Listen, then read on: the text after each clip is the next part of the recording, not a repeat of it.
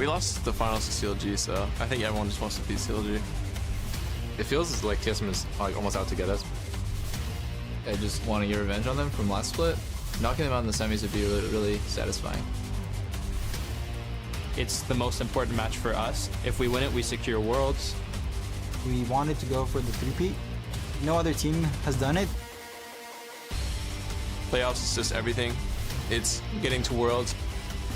It's proving that your performance throughout the season actually matters and you can actually do it when it matters. To beat TSM, it's not about any individual lane. It's just about being the better team. That's something we showed at MSI and we showed at the playoffs, and that we're going to show again this playoffs, is that we're a better team.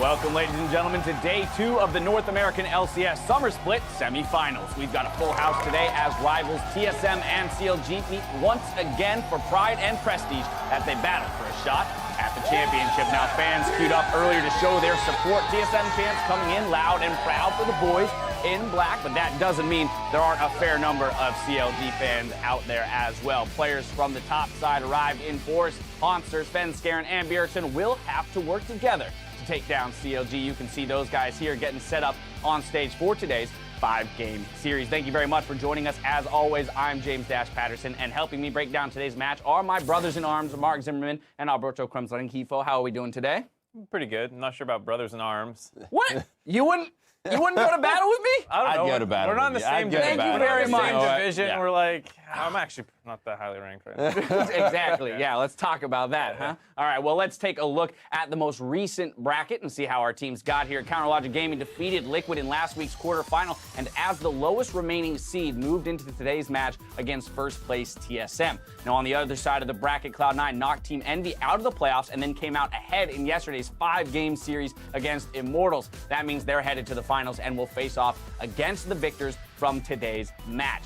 Now let's see how the current playoff picture has influenced the championship points ladder. Cloud9 have moved up into 3rd place, guaranteed at least 90 points with a 2nd place finish, but they haven't earned quite enough to dodge the regional qualifier unless they win the summer split altogether. Now the winner, of course, auto-qualifies for Worlds, and the 2nd seed will go to the team with the highest points, either TSM or CLG remaining after that. Now the remaining playoff teams will face off in the regional qualifier, and the winner of that tournament earns our 3rd and final spot to Worlds. Now, as a reminder, all of our semifinalists will be headed to Toronto to compete at the Air Canada Centre next weekend. A limited number of tickets are still available, so head over to lollysports.com/tickets to reserve now and see the best teams in North America battle live for the title of North American champion and a trip to Worlds. Lots on the line there for all of our teams.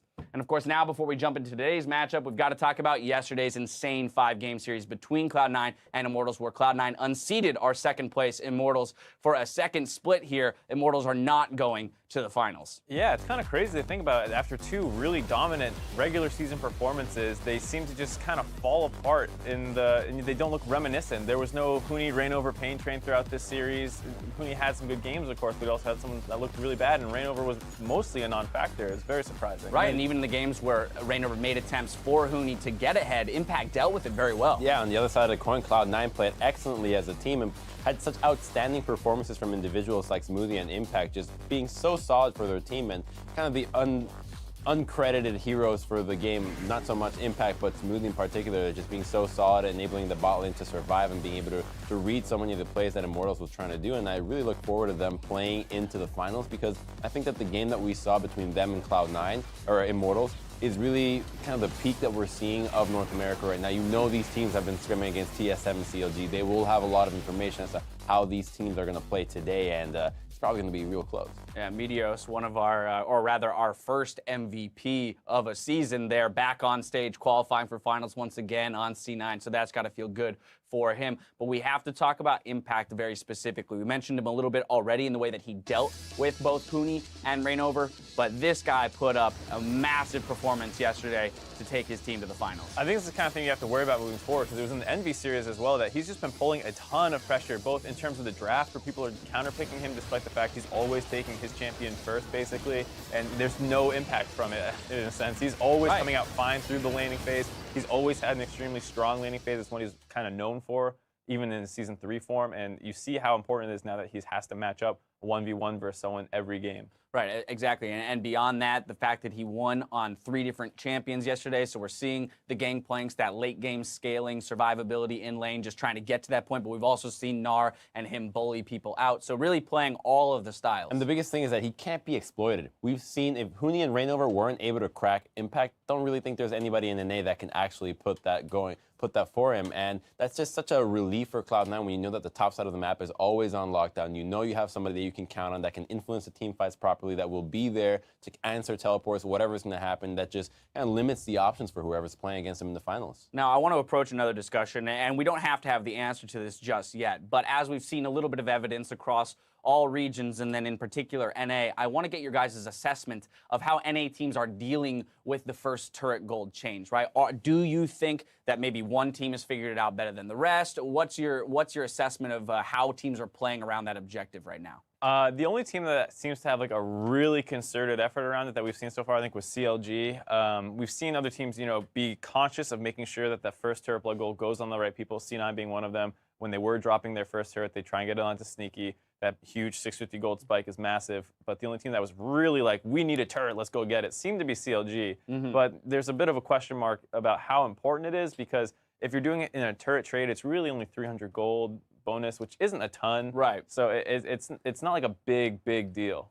Crumbs, I think looking at it in that sense, right, globally, it's not that much of a gold swing. The more significant thing is when teams do manage to get that 650 spike onto an individual person, it can really make the difference in an item breakpoint at those early stages in the game that might swing team fights around, say, the Dragon or the Rift Herald. Exactly. I think that they're putting maybe a little too much emphasis in getting the turret as a team. So you see a lot of, hey, this is the lane's going fine, let's just try to accelerate the tempo and try to trade a turret in the top side, 4-man that wave, and it usually results in a little bit of a net goal, but overall it doesn't seem to impact the entire flow of the game, the actual outcome, because you're leaving somebody on the bottom side to take all that farm by themselves. So ultimately the other team is benefiting from individual gold being channeled onto their important carries. But I think the biggest influence is when you have somebody that's winning lane really hard, and then the jungler can just show up, have a little bit of a nice roam, have a deny, and then you push that turret down rather quickly, and that's when you have a massive influence on that first turret. I think a big thing to look at, too, is just Rift Herald. It seems to have been almost dropped off the radar completely for teams in terms of its importance. I think you could argue that buff is more important than 300 gold or something, and that if you're willing to move topside, why not just grab Rift Herald or something potentially? I think moving forward, there should be a better balance between them, because there does seem to be an overemphasis on Dragon and turrets right now. We're still in those very early stages of adaptation and evolution here in this meta. We'll see how things develop throughout the remainder of the playoffs. Now, though, it's time to shift our focus to the main event, where longtime rivals TSM face off against CounterLogic Gaming. Now, these teams have been competitors since before the LCS was even founded, and you can't tell a story of one team without mentioning the other. Now, their journey together continues today and has become even more dramatic in Season 6. We've got Doublelift, who moved over to TSM after having, gotten the win in summer finals with CLG last year. Now on the side of TSM, suffering the loss against his former team in the finals of Spring Split, looking to strike back here in the semis. I think it's hard to even call the mistake what CLG did in letting him go and trying to move forward with a different roster. It seems to have worked out pretty well for both TSM and CLG. TSM making the finals, ultimately losing to CLG, winning 2 in a row. So you can't really say how could either of these teams have done that? And I think it's just a new chapter for Doublelift ultimately, and trying to reestablish himself as the best player. I think he's done that pretty well in the AD carry position, just having a monster performance this season, and really gonna have to prove it against his former team. I mean, I'm a huge fan of the CLG approach towards we're gonna focus mostly on teamwork, on the synergy, making sure that our players can understand each other and work off that, because when you look at the roster, you don't think we're the superstar players here. You don't really rank them up as the best players in each of their roles, right? Maybe with the exception of Aframu. And even then, they still continue to make playoffs. They still continue to surprise. And even today, when you look at them going into TSM 17-1, you still can think CLG could actually take this if they always manage to show up the X factor. I think what's really interesting with that approach too is just the fact that at certain points throughout the season, they may not look the best, but the fact they get along so well lets them improve to really peak at the end of the season, which it seems like we're seeing. Well, Counterlogic Gaming have bested TSM in their most recent playoff clashes, but in the regular season, CLG, well, they haven't won a single game against TSM, who have their eyes on their prize after the most successful split that they've ever had. Yeah, and TSM is a team that just goes off everywhere. They seem to have arguably some of the strongest players in every single position. And moving into standard lanes, it doesn't seem like that would hurt them. They played a ton of standard lane games throughout the regular season. I think they were #1 in terms of like the amount of games they got, and they just crush. Like Bjergsen and Double F have some of the best numbers in laning phase. Hanser is no slouch himself. Sven moves around the map extremely well, and Biofrost got the name Bio God for a reason, you know.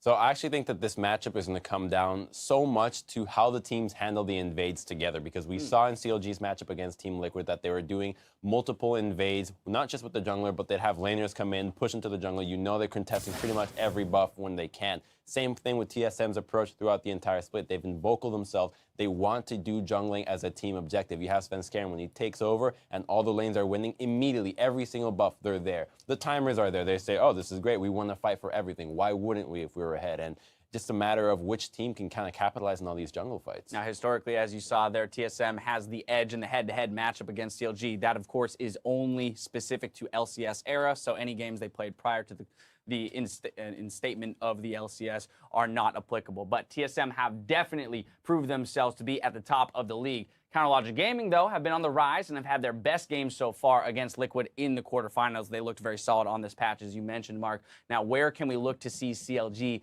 come away with advantages? Because we just spoke about how across the board we look at TSM, we go, well, they pretty much win in each position, right, individually. So CLG, how do they come out ahead in this best of 5? Well, I think CLG is kind of known for being the underdog in a sense. Like, you look at a lot of their matchups that they played even at MSI, and you're like, oh, they're kind of outskilled in these areas, and then they win anyways. They have this ethereal kind of teamwork that you can't identify in any one spot, but they just seem to get along so well and have that synergy that, you know, next thing you know, they're making these massive upsets. Right, and of course, they also implemented the lane swap 2.0 almost in that 5-minute, as soon as the turret defenses go down, we saw them swapping top multiple times in that quarterfinal series, showing somewhat of a mastery, at least compared to the other teams, over this new turret change. See, I don't think TSM's going to fall for that. They saw the trick, and that's something that you see immediately, and you recognize it, and then when you go in game, you think, all right, where's the dual lane? Keep your tabs on the dual lane. Every time they're missing, watch out for the top side. Make sure that you can defend. You can counter with a roam yourself, and Biofrost no slouch to roams, and as long as the support is actually able to defend any of these pushes, and maybe you leave Double F in the bottom side, it'll be easy for them to respond. When we talk about CLG needing to win through team play, a lot of that is going to be off the back of shot calling. And on the topic of shot calling, you've got Biofrost, Afromu head-to-head in the bot lane. That is going to be the focus of our alt broadcast and our featured matchup. We've got the rookie support up against the mainstay Afromu of CLG, been a leader of that team for years now. Yeah, and what's interesting is you look at their champ pool, very similar. Karma, Bard being played by both of them, and then they have some kind of tank, and Alistar and a Braum. I think that's really interesting that they both have such high-impact champions that make really flashy plays, and I think Bard will be a key champion to look out for over the course of this series. It's also very much the juxtaposition of old guard to new guard, right? You've got the young hotness in Biofrost, who's come in and performed phenomenally in that duo lane with Double Lift. My question to you, Crumbs, is now bring the ADCs into the conversation with these two guys, and how do those duos match up to each other? Well, you know, in laning phase, I think you got to give it to TSM's dual lane. Biofrost has been playing very well, but more importantly, Double Lift's ability to step up this split and take a role as a shot caller is incredibly impressive, because when you're playing the shot calling role from an AD carry position, not only do you have so much to focus on the micro level, but if all the plays revolve around what you want to do, around your strength, it becomes much easier for you to shine and output DPS, which has been such an important factor throughout this entire split. Now, to keep a close eye on that matchup and the battle in the bot lane, be sure to check out our support-focused alternative stream over on NALCS2. Afromu and Biofrost were hotly contested in the all-NALCS team votes, so join resident bot lane expert Freak alongside special guest X Special, as well as Liquid Matt, to see what they make of today's matchup. Now, the mid lane will also be a fan focus, with All-Star Bjergsen looking to justify his team's namesake, while Huhi is going to come under a lot of has come under fire rather for unpredictable performances in the past. But CLG aren't the kind of team to leave a man out there to dry. We just spoke about their teamwork and how they build each other up and definitely, you know, put resources behind someone that they believe in. Will they be able to support their mid laner enough in this matchup to stack up against the likes of Bjergsen? Well, what I find really interesting about Bjergsen is he just controls the waves so well, in the sense that, like, he'll call people to him when he wants to dive, and if he doesn't think a dive's possible there, he'll use his wave to go somewhere else. You know, like he'll go bottom, he'll meet up with Sven, and they'll go somewhere else altogether. And Hui has been taking such an approach with picks like Aurelion Sol that we know how much they love, and it just works so well in the meta where roaming is so important that he seems to be the only guy that is actually able to play this character so effectively that I think that it might surprise TSM. Very much so. And of course, while we're on the topic of it, CLG, the team also has some word about the development and support that they're throwing to their man in the mid lane. Outside of the game, Hui is the most caring person. He will always ask you, hey, you want some food? Oh, you want some coffee? I'll buy this for you. Like, he's the first person to go pay for this, pay for that. He always wants everybody to be together no matter what. I think that's a good type of personality to have on a team. And he definitely keeps everybody up, especially if they're down. So usually Jay is the first person to make everybody laugh. I try to sacrifice what I have for my teammates. Whenever we lose, usually I try to make plays instead of trying to like farm up and then carry the game like myself. And that end up lose the lane or like it looks really bad. The important thing that Smithy and I learned is to tell Jay no. When he wants to go help out his teammate, you know, oh, I can do this right now, I'll help you out a lot, yeah, and sacrifice his lane. Smithy and I are just like the ones that stop the bleeding right there. We're like, do not go for that roam, Jay. Just come in, let's get some vision here. So as long as we're putting his focus in a different place, then he's more selfish, but he doesn't know it, so. He's one of the most hardworking people I ever met. If he knows that he's something wrong with his play, he tries hard to fix it. And if he doesn't, he usually seeks help from other people.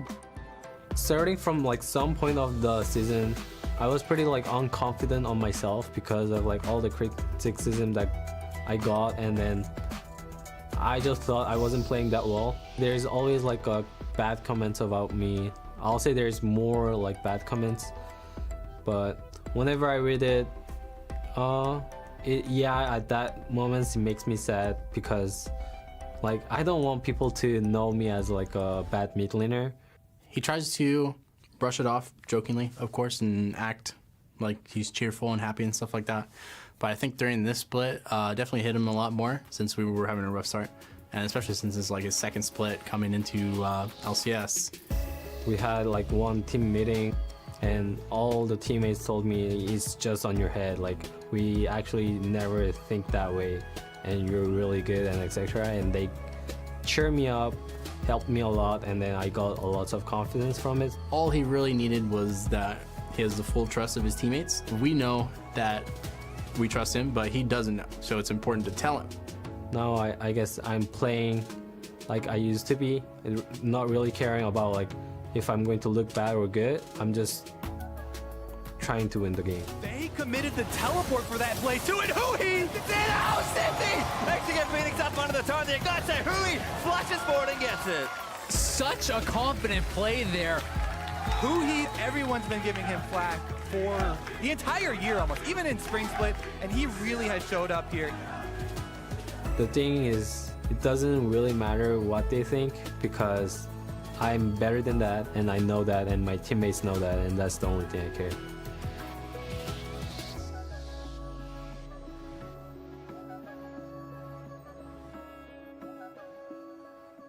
With more faith than ever in the mid lane, Counterlogic Gaming now take to the Rift to head off against Team SoloMid to try and protect their title, or for the chance to. Hello, everyone. I'm Rivington Bisson III, and completing the casting trifecta is Joshua Jat Leesman and Sam Kobe Hartman Kessler. Gentlemen, it is going to be a game of games. Woo!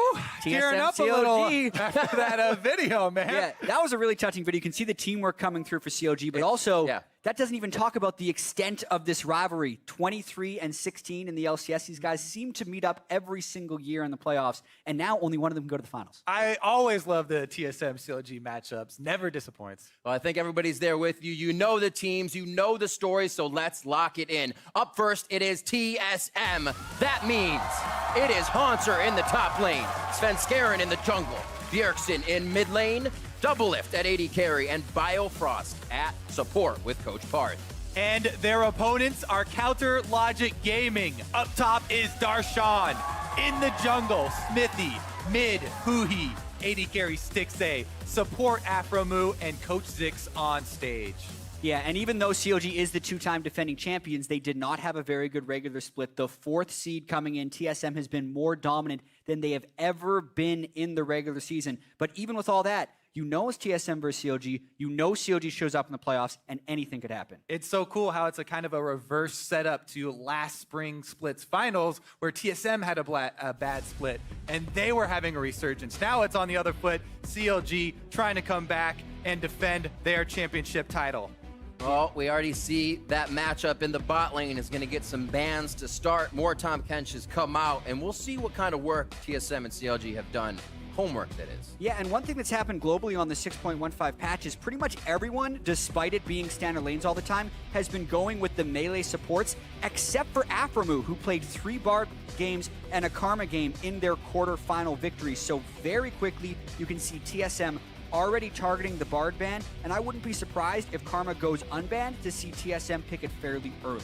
I actually am hoping for CLG to move towards those melee supports because Afromu looks his best when he's on a playmaking champion. There you go. They did ban out the Karma, but Afromu has been able to make a lot of plays for the team with the Bard. Now that that's gone, I expect him to go for maybe the Alistar or the Braum. Those are going to be the 2 supports probably traded in the matchup.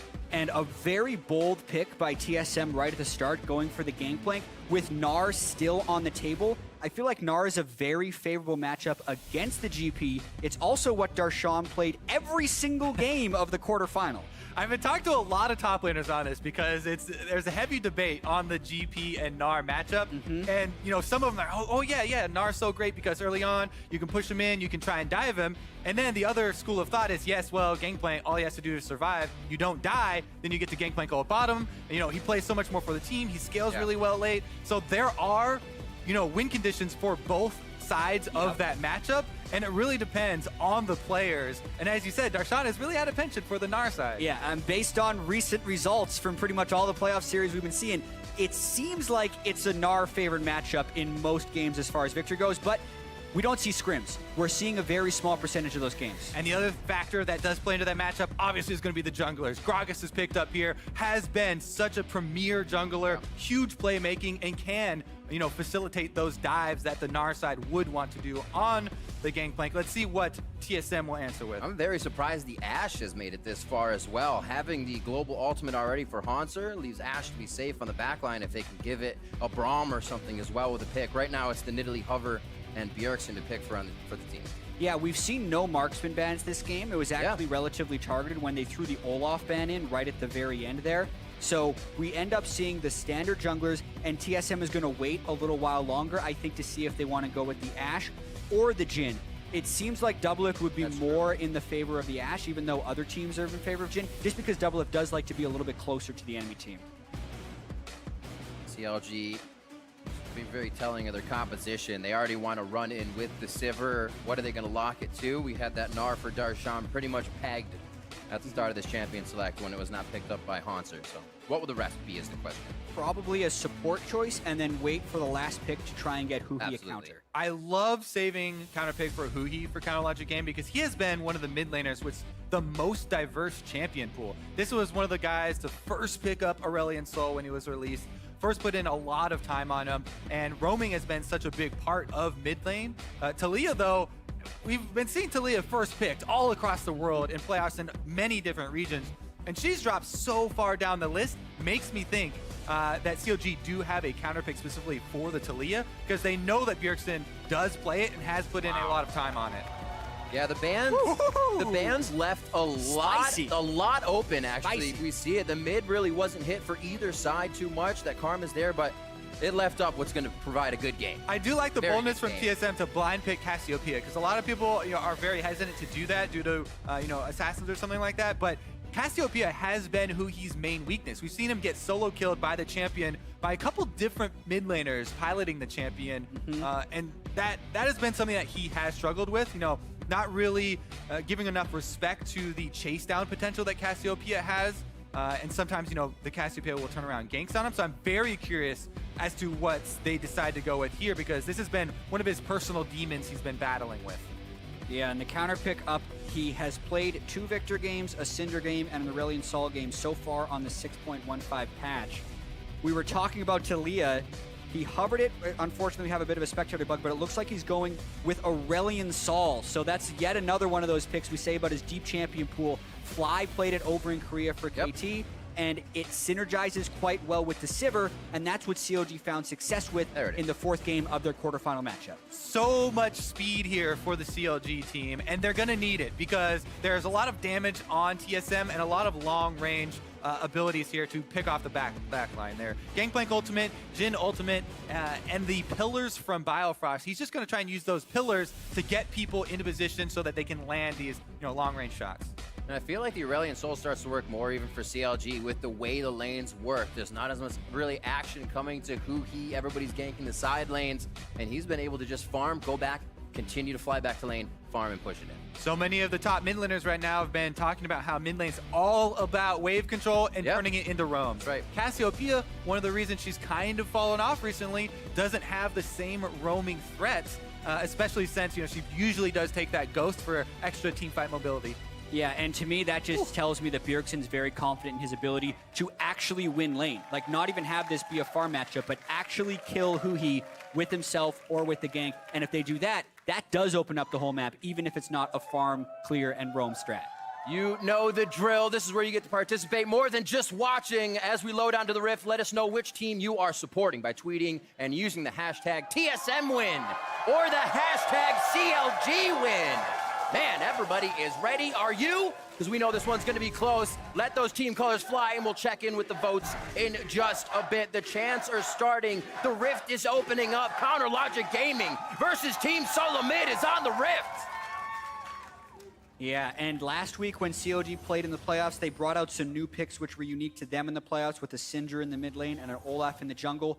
This is actually Doublelift's first Jhin game of the split. So no Jhin in the regular season, brings it out in the first game of playoffs. I love the synergy Jhin has with Gangplank specifically post level 6, because the GP ultimate can come down followed by the Jhin W, and that can set up a lot of picks. We'll see if TSM try to utilize that in the mid game. Yeah, even earlier on though, if we do look at that bottom lane, I'm a little bit worried for the TSM squad because Sivir plus Soraka has so much control over the minion wave. All they have to do is mindlessly shove the wave. Early wave control is even more important now on 615 with the first turret gold, and we've seen so many teams turn early wave control into extra gold for snowballing with the first turret, and Aphromoo has gone once again to one of those range supports for an extra advantage versus the Trundle lane. And speaking of the range supports for COG, this is something they're very confident and comfortable and maybe even stubborn in continuing to do, because they were playing the range supports in the Spring Split playoffs. They brought the range supports to the mid-season invitational, and they were beating the international mid lanes by 20 and 30 CS apiece. So much so that those other teams were thinking, you know what? You have to do it if it's a setup lane. Actually close to the teams they were running at the mid-season invitation. And then no one else is doing it anymore. But COG still is. I like that COG have a reason for doing it though. Okay, let's take a look at the action first here. Huhi and Bjergsen. As I said in the Champion Select, like, this has been one of Huhi's personal demons. They talked about it in the video. He struggled sometimes with, getting a lot of criticism, and most of the criticism is due to solo deaths or got played by the enemy mid laner. But hit it, Huhi. Just get one. Just one. There you go. At least his time wasn't completely wasted there. He's going to get back in time before the melee dies. So this is a strategy why most of the mid laners have been talking about. It's all about mid lane wave control into roaming. Talia does the exact same thing. You push the first wave, move up, try and steal away from the enemy jungle. You also leave behind a trinket ward, which will help you keep track of Svenskeren, because that is going to be another very important matchup, as Smithy is going to try and clear out his red quadrant and get to level 3 on Gragas. Nicely hit.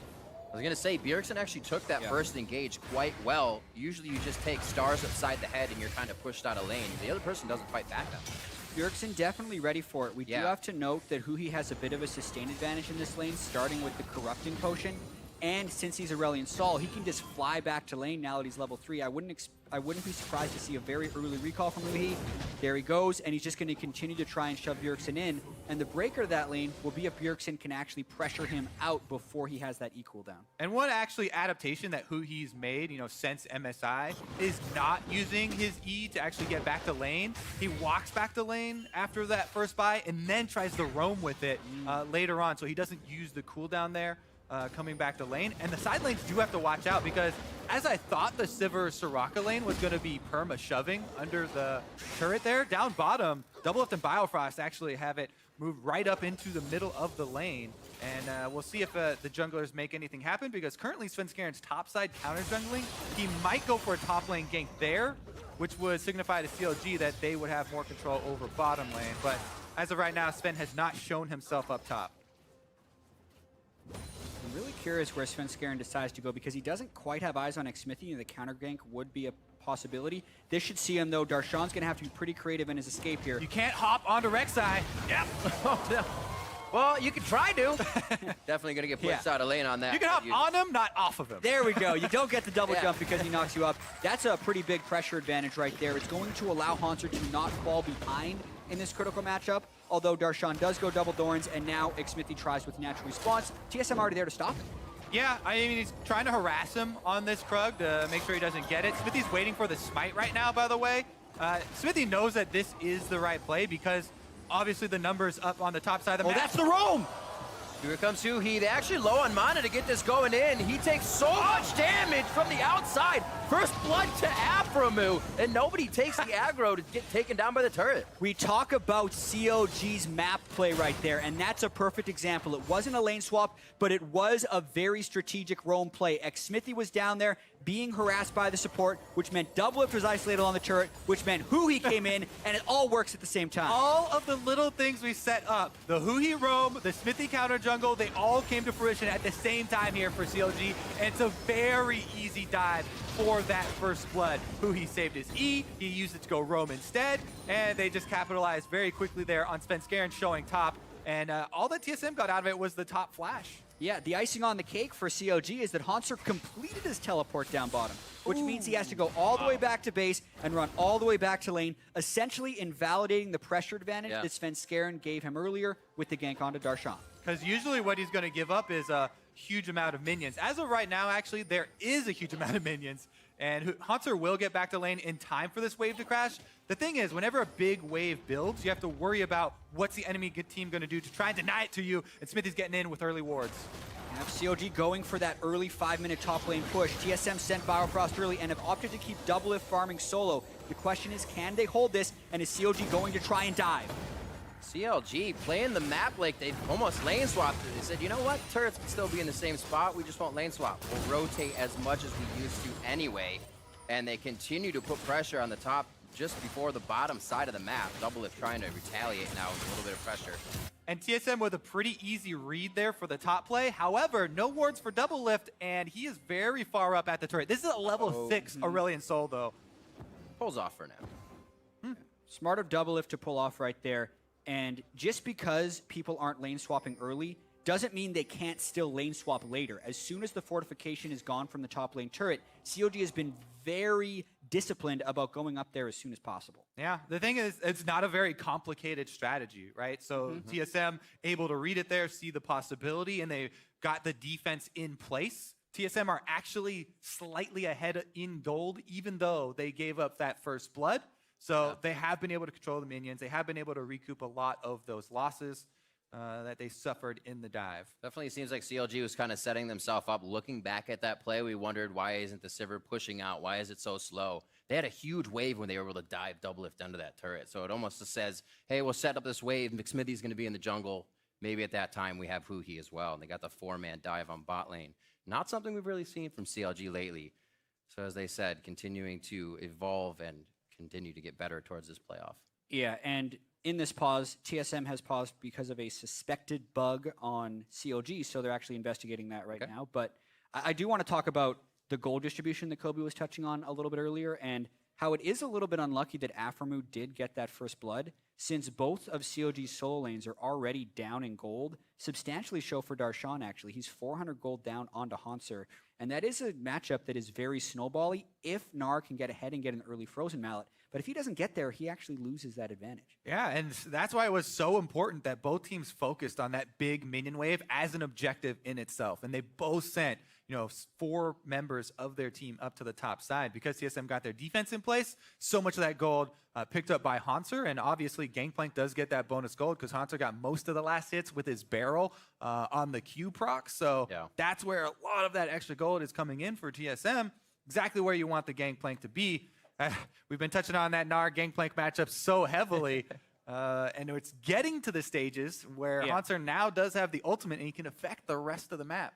Exactly, Darshan's teleport is still down. There is a reason that people are still willing to pick GP into Gnar. They don't just watch another region and be like, that guy didn't do it. Like, there's experience for these teams that shows the GP beating the Gnar. Whether or not that is going to be proven false in the future, we don't necessarily know yet, but we do know that it swings both ways. And I think the biggest reason for that is how swingy a Frozen Mallet Gnar can be. If Gnar gets to Frozen Mallet before you can defend him and you're in a long lane, he will chase you down and kill you over and over again.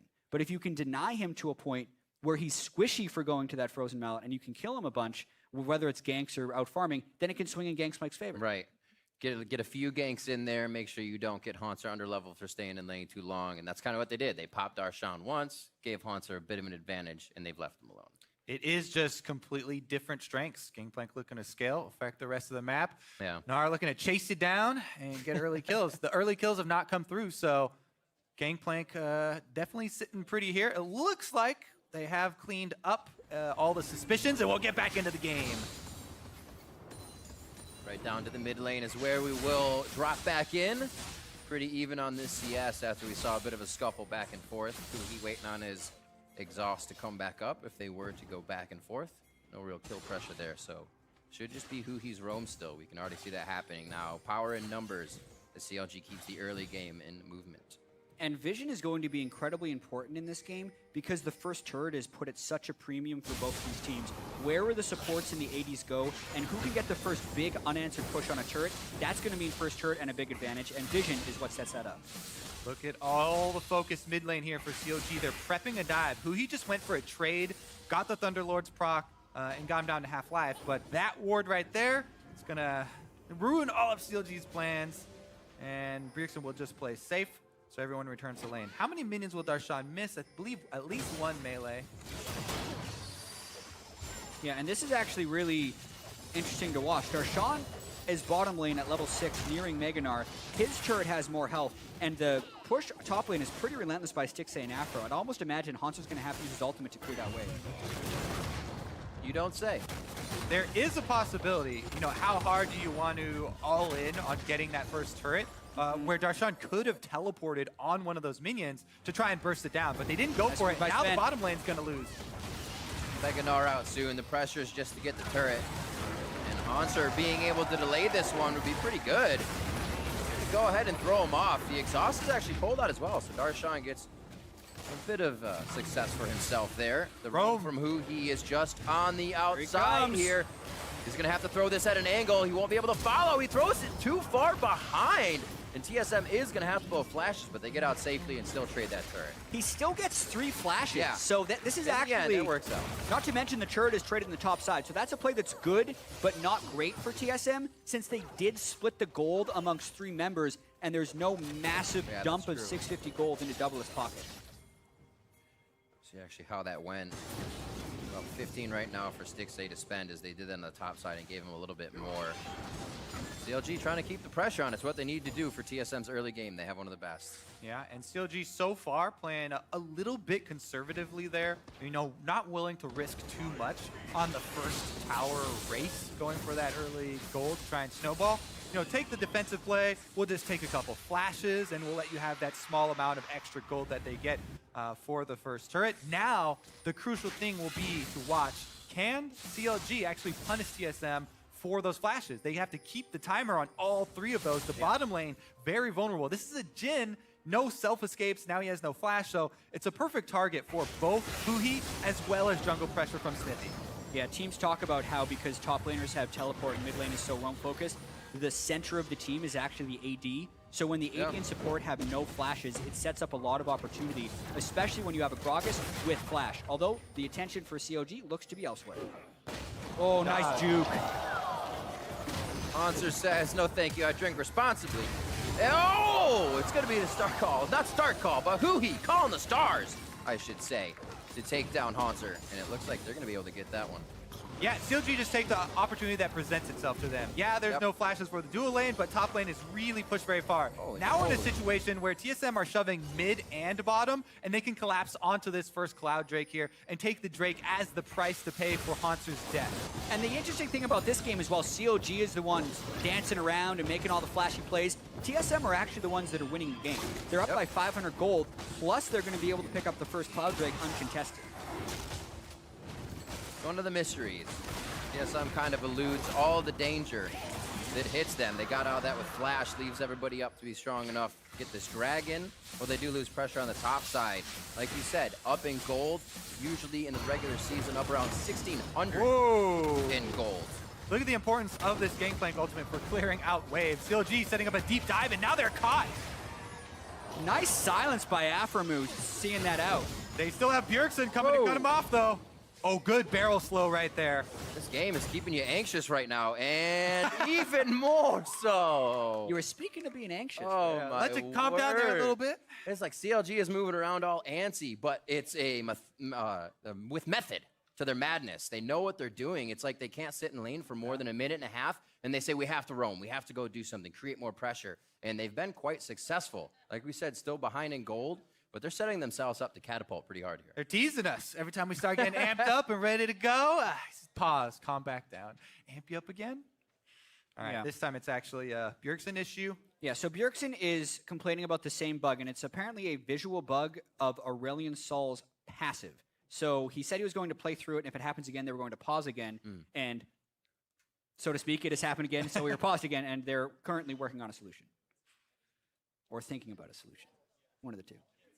As of right now, CLG have made their escape, by the way, from that tense situation. So the pause came after CLG exited the base, going for that very risky dive, honestly. They keep focusing on Hanser, and I have to say, especially taking into account the recent playoff games that we've seen across the world on everyone focusing on this Gangplank, one of the biggest strengths is dealing with a bunch of pressure. The wave clear with the barrel chains and with the ultimate specifically has saved them a couple times, clearing out crucial minion waves to earn advantages. You talk about TSM winning the game so far. Yeah. That first turret gold was very big in getting them this little gold advantage, and clearing out that wave here on the top side again kind of earned them, extra pressure to get that Drake as well. So a lot of the objectives are from soaking up a lot of pressure and focusing on the minions. People really underestimate the gold that comes from the minion waves, and that is really how you play this game in the early stages. It's more of a chess game, working around which minion wave you can actually clear to get an objective. Yeah, and COG,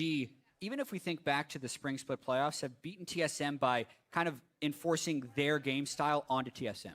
In the spring, it was 1-3-1. Currently, it just seems like as much map play as possible. And it's funny that we saw the Huhi feature before now, where Aphromoo and Xmithy were talking about how they had to tell Huhi, no, just win your lane, let's get some wards. He has been roaming so much.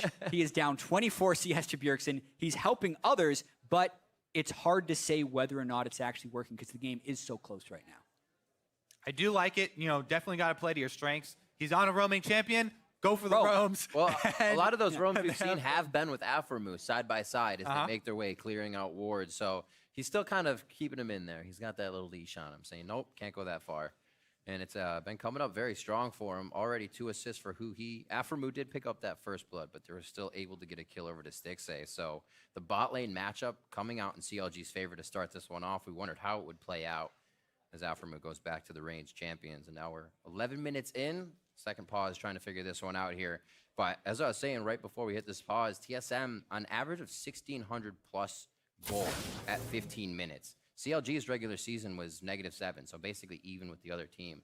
Imagine having that every game, and that's why you are #1 in the league. CLG, however, has basically been able to stave that off this time and can probably get themselves a really good mid game here. I actually do like the way that both teams are playing this. Both teams are playing, to their strengths. They're trying to have the Gangplank absorb, play around the ultimate and focus on the objectives, and CLG are trying to play their roaming strengths here. The thing is, another really cool stat that we did collect is the amount of deaths pre-15 minutes where a player has died by themselves, basically these solo deaths. And CLG have the #1 solo deaths as AD carry, the #1 solo deaths as mid laner, and the #1 solo deaths for a top laner. So or Smithy, dude. A lot, yeah, exactly.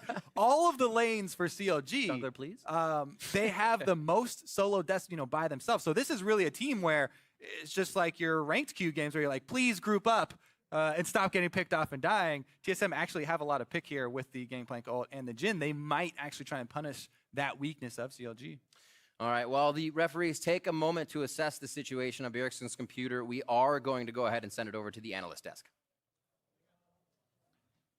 Thank you very much, Riv. An unfortunate visual bug stalling us out here for just a moment, but it's going to give us a unique opportunity to kind of put the early game, this very early game, under a microscope from both of these teams. We did have a lot of questions about how TSM is going to play around first turret. What's the practice been like for them in their 2 weeks, considering that bye week, and how will they stack up against CLG here? They do manage to actually secure the first blood turret this time around. Before we dive into the gameplay, though, let's talk champ select. Aurelion Sol coming out in game 1 out of Huhi as a response to the Cassiopeia. I think you have to know this is coming as TSM. They were probably preparing to play against the Aurelion Sol. I think when you look at their bans, you think maybe they could have fitted in there instead of one of the other ones, but I think they're trying to limit the early game options. I know Aurelion Sol does have those, but they want to keep it off Smithy with the Olaf or something like that. So I can respect going for more targeted bans of other people. I think the biggest surprise for me for TSM's draft is the fact that they're running a composition that doesn't involve a whole lot of diving and a whole lot of just go buttons. You don't really have a whole lot of tools. You have the Gangplank to kind of scale and stall out the game, but the most part, the biggest tanks are just Rek'Sai and the Trundle, right? And your engage is basically double lifts ult and his root, which is not something that we've seen before, as he usually takes either the Ashe, the Sivir, or the Lucian. And, it's a little bit iffy because that kind of composition revolves so much around the objective and as well as having the opponent run into you. But luckily, CLG picks the exact same thing, right, to run into you. I think it's very interesting, too, because I actually like CLG's draft a little more. I think it falls off a little bit in the late game because Aurelion Sol, a lot of people say. Sivir never falls. Sivir, no, but Aurelion Sol definitely does fall off. And I think they have a lot of speed ups, they have a lot of engage, dive tools early, and so I think you've already seen that they've been able to use that pretty well, and it seems like a pretty well practiced comp for them.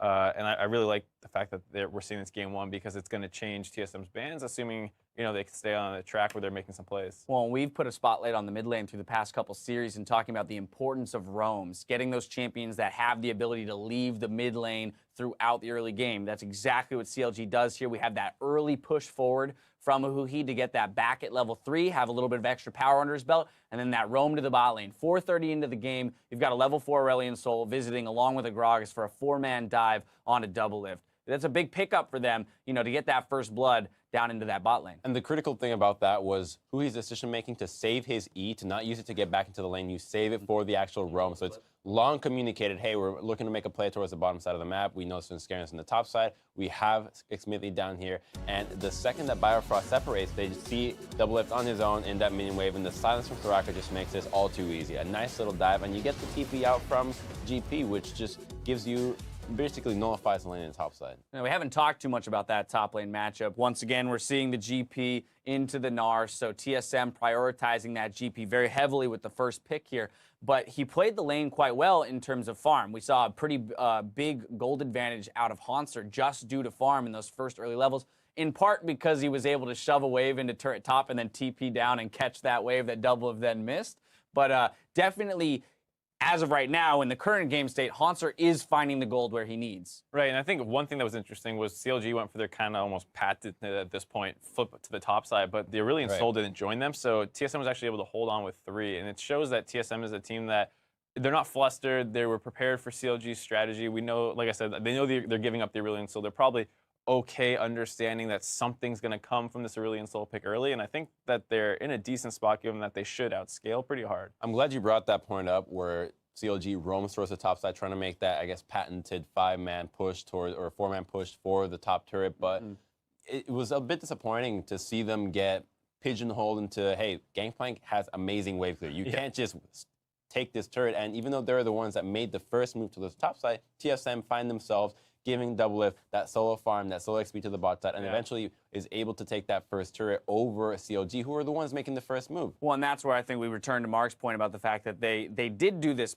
patented swap, if we're going to call it that, but they really only did it with 2 people. They had Soraka, Sivir hard pushing that top lane, the 2 of them against the GP, while Darshan was attempting to defend. But of the 2 junglers, Sven was the one who showed up to actually pressure the turret, while GP was able to use his ult to clear waves and stave off the aggression just long enough for that first turret gold. Right. Well, the initial swap right away, I think CLG, if they had brought Aurelion Sol, need to go for a dive. So that's what makes competitive top-tier League of Legends so hard, is that there's so many little variables you need to understand are different. Versus a Rumble and a GP, you really need to dive him. You can't just push the wave in, you need to kill him. Yeah. Because otherwise he's going to wave clear. Speaking of little variables to that, usually when you see that play work, it all depends on the back timings of the dual lane. So if you have a different back timing, so CLG maybe recalls while TSM is in lane, they can easily surprise the top side. But because they made that play in the bottom side a couple minutes earlier, TSM, Double Lift was already dead, so he goes straight to the bottom. But Biofrost, he's got a lot of free time. He just recalled at the same time the CLG did, so he's able to respond to these plays. Right. And they have multiple people right on time. So you see him wetting the tri-brush while CLG is getting up there, which makes that play that much harder for them to pull off. So maybe a little bit too tunnel vision onto the plan and not onto the adaptation. And unfortunately for CLG, you've got a Gnar defending who does not have GP level wave clears, so he doesn't have the ability to stack up against them. Now, what I do want to touch on as a result, though, of this first blood turret is the fact that it didn't go to any one specific person. Because, once again, we see 2 teams locked in a race for that first turret gold, we're not seeing 650 spike onto one individual. So if we return to our earlier conversation today about how important is first turret really, and where does it matter the most, we are seeing an example of where the gold being distributed as it is probably isn't going to mean the make or break point of an item spike for a TSM member. And I think you could even argue that it would have been great to get it onto Darshan. He's probably the most important person in this single matchup here, where if he gets far enough ahead of the GP, he can kind of snowball, keep him pressured in, dive, take turrets, whatever. And when you go for this kind of swap, one, it's rarely going to have very much on to Darshan, because even if you don't get it right away, he's going to go flip to the bot side and defend the turret. So there's rarely an instance where a lot of this gold ends up on Darshan, where in this particular game, it would be best to get it on him. So maybe you say, why even swap there? Just go back bottom. You just got to dive. You should have an advantage in that bot lane. And that swap also netted TSM a pretty free dragon. They were able to get hands on that Cloud Dragon that I actually think is going to be rather important for them to be able to not only play defensively against the likes of a Sivir composition that's rather easy to get away from, but on their own agenda, making sure that you can get yourself closer, speed yourself up with the Jhin, and trying to answer whatever CLG is trying to move around the map. You know with Sivir, they like to out-rotate. They like to play that kind of Dealing style. with the Aurelion Sol, too. We already saw the effectiveness of the Aurelion Sol roams. At least now with Cloud Drake, maybe we can match some of those roams that are put together by CLG. Now my question to you is, given the very early state of the game still, and from what you've seen so far, how does this game play out? What is the preferred strategy for, say, CLG or TSM to push forward? Are we looking for, very much CLG to run the kind of 1-3-1, keep the map spread, and use the likes of Sivir rotations and Aurelion Sol rotations to catch people out? We're looking to group and dive turrets. What would be the suggestion here? I think CLG needs to play fast from here. They need to keep trying to push waves into turrets and meet those waves with a dive from Aurelion Sol and Gragas, and basically make these 5-man plays and hope that the GP ult doesn't crush you during them, because I think once you get into the later portions of the game, while TSM's comp might be a little harder to play, you would argue, you do start controlling objectives really hard. And I think that's what TSM needs to do, is just wait till 25 minutes, you get some tank items, you do more damage, and then you just start controlling buffs and things like that. And to be more specific as to playing fast, you just saw Huhi roam towards the bot side after losing that turret to the bottom lane in the 3-man push, and